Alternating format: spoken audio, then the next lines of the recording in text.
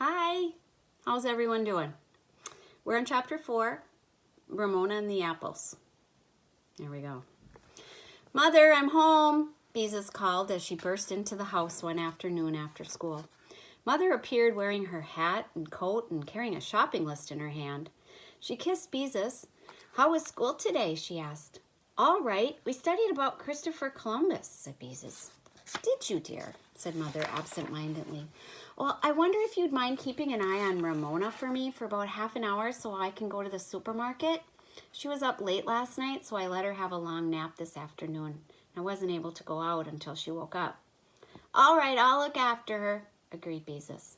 I told her she could have 2 marshmallows, said Mother as she left the house. Ramona came out of the kitchen with a marshmallow in each hand.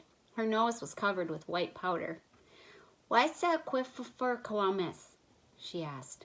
Christopher Columbus, Beezus corrected. Come here, Ramona, let me wipe your nose. No, said Ramona, backing away. I just powdered it. Closing her eyes, Ramona pounded one of the marshmallows against her nose, and powdered sugar flew all over her face. These are my powder puffs, she explained. Beezus started to tell Ramona not to be silly. She was going to get all sticky. But then she decided it would be useless. Ramona never minded being sticky. Instead, she said, Christopher Columbus is the man who discovered America. He was trying to prove that the world is round. Is it? Ramona sounded puzzled. She beat the other marshmallow against her chin. Why, Ramona, don't you know that the world is round? Beezus asked. Ramona shook her head and powdered her forehead with the marshmallow. Well, the world is round, just like an orange. So if you could start out and then travel in a perfectly straight line, you'd come right back to where you started from. Oh, I would? Ramona looked as if she didn't understand this at all. She also looked as if she didn't care much because she went right on powdering her face with the marshmallows. Oh, well, thought Beezus, there's no use trying to explain it to her. She went into her bedroom to change from her school clothes into her play clothes. As usual, she found Ramona's doll, Bendix, lying on her bed. And with a feeling of annoyance, she tossed it across the room to Ramona's bed. When she had changed her clothes, she went into the kitchen, ate some graham crackers and peanut butter, and then helped herself to 2 marshmallows. If Ramona could have 2, it was only fair that she should have 2 also. After eating the marshmallows and licking the powdered sugar from her fingers, Beezus decided that reading about Big Steve would be the easiest way to keep Ramona from thinking up some mischief to get into while Mother was away. Come here, Ramona, she said as she went into the living room. I'll read to you. There was no answer. Ramona was not there. That's funny, thought Beezus, and she went into the bedroom. The room was empty. I wonder where she can be, said Beezus to herself. She looked in Mother and Father's room. No one was there. Ramona, she called. No answer. Ramona, where are you? Still no answer. Beezus was worried. She did not think Ramona had left the house because she had not heard any doors open and close. And still, with Ramona, you never knew. Maybe she was hiding. Beezus looked under the beds. No Ramona. She looked in the bedroom closets, the hall closet, the linen closet, and even the broom closet. Still, no Ramona. She ran upstairs to the attic and looked behind the trunks. Then she ran down to the basement. This is Beezus in the basement, and that looks like a furnace. Ramona, she called anxiously as she peered around the dim light. The basement was an eerie place with its gray cement walls and the grotesque white arms of the furnace reaching out in all directions. Except for a faint sound from the pilot light, everything was silent. Suddenly, the furnace lit itself with such a whoosh that Beezus, her heart pounding, turned and ran upstairs. Even though she knew it was only the furnace, she could not help but being frightened. The house seemed so empty when no one answered her calls. Uneasily, Beezus sat down in the living room to try to think while she listened to the silence. She must not get panicky. Ramona couldn't be far away, and if she didn't turn up soon, she would telephone the police, the way Mother did the time Ramona got lost, because she started out to find the pot of gold at the end of the rainbow. Thinking of the rainbow reminded Beezus of her attempt to explain to Ramona that the world is round like an orange. Ramona hadn't looked as if she understood, but sometimes it was hard to tell with Ramona. Maybe she just understood the part about coming back to where she started from. If Ramona set out to walk to the end of the rainbow, she could easily decide to try walking around the world. Oh, that was exactly what she must have done. The idea frightened Beezus. How would she ever find Ramona? And what would Mother say when she came home and found Ramona gone? To think of Ramona walking in a straight line, hoping to go straight around the world and come back where she started from, trying to cross busy streets alone, honked at by trucks, barked at by strange dogs, tired and hungry. I just can't sit here, thought Beezus. I've got to do something. I'll run up and look up and down the streets. She couldn't have gone far. At that moment, Beezus heard a noise. She thought it came from the basement, but she was not certain. Tiptoeing to the cold air intake in the hall, she bent over and listened. Sure enough, a noise so faint she could scarcely hear it, but it came up through the furnace pipe.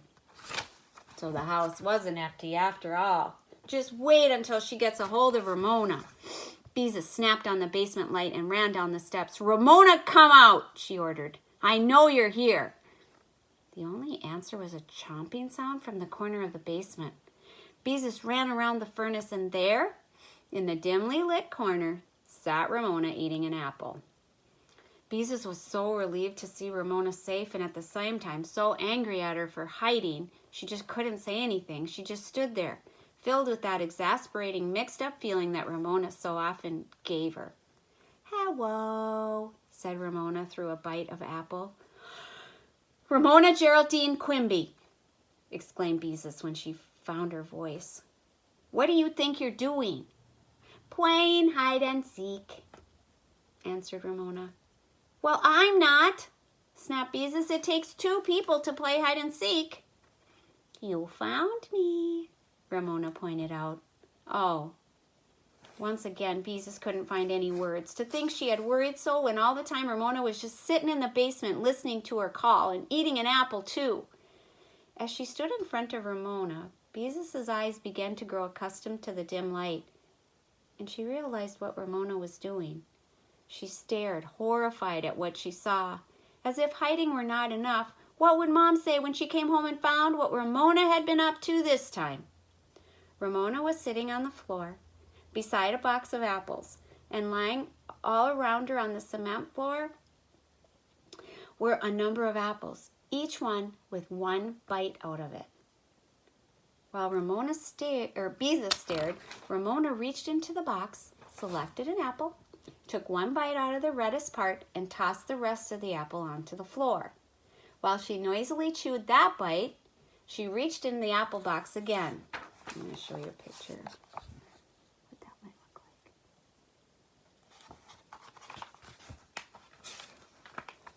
like. Ramona, cried Beezus, horrified. You can't do that. I tend to, said Ramona through her mouthful. Stop it, ordered Beezus. Stop it this instant. You can't just eat 1 bite and then throw the rest away. But the first bite tastes the best, explained Ramona reasonably as she reached into the box again.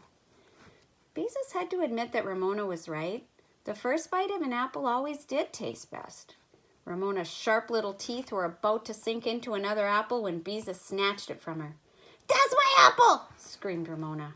It is not, said Beezus angrily, stamping her foot. 1 apple is all you're supposed to have. Just wait till Mother finds out.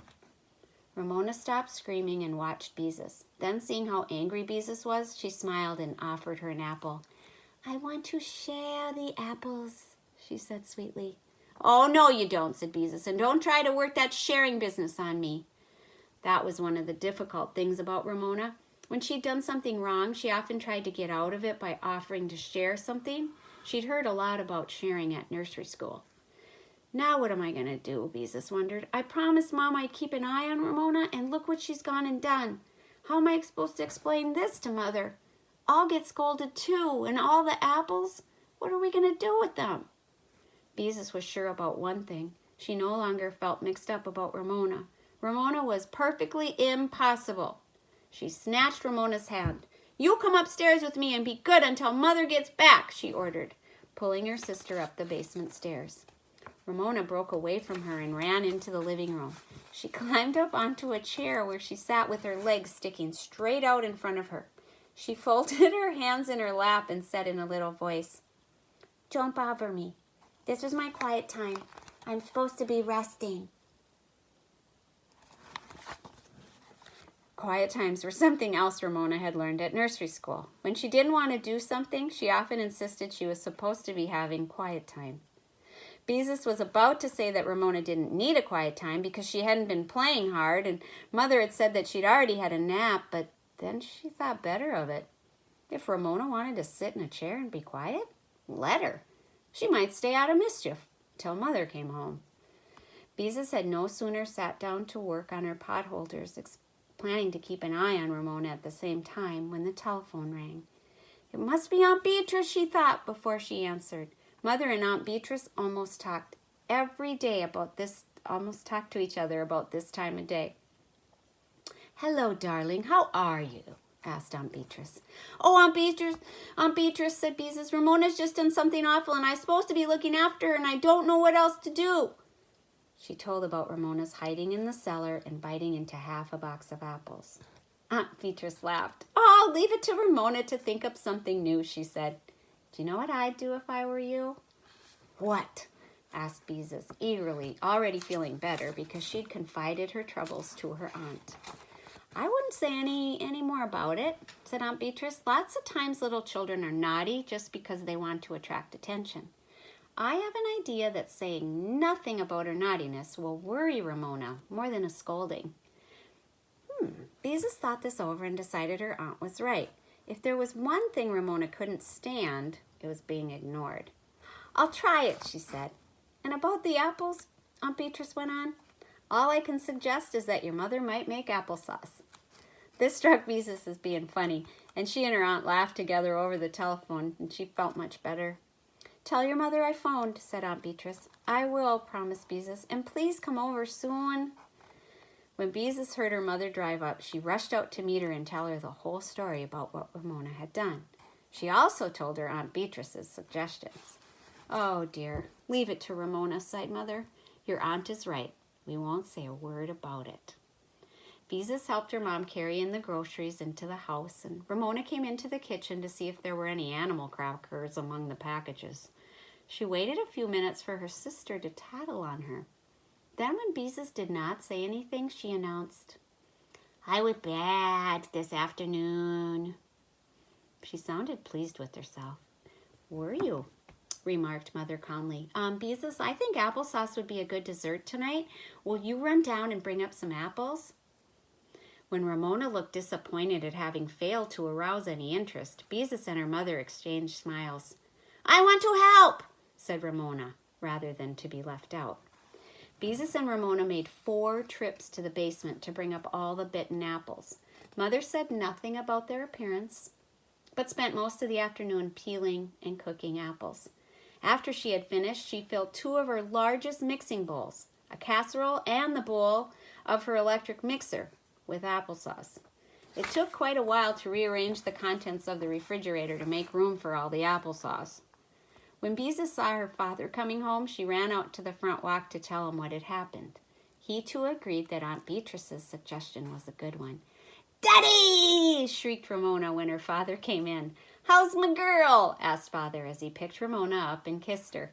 "Oh, I was bad today, very, very bad," said Ramona. "Were you?" said Father, and he put her down. "Was there any mail today?" Ramona looked crestfallen. "I was very bad. I was awful, very bad, very awful." Father sat down and picked up the evening paper. "I hid from Beezus and I bit into lots and lots and lots of apples." Remarked Father from behind the paper. "I see they're going to raise some bus fares again." "Lots and lots and lots of apples," repeated Ramona in a loud voice. "They raised the bus fares last year," Father went on, winking at Beezus from behind the paper. "The public is not going to stand for this." Ramona looked puzzled and disappointed, but she did not say anything. Father dropped the paper.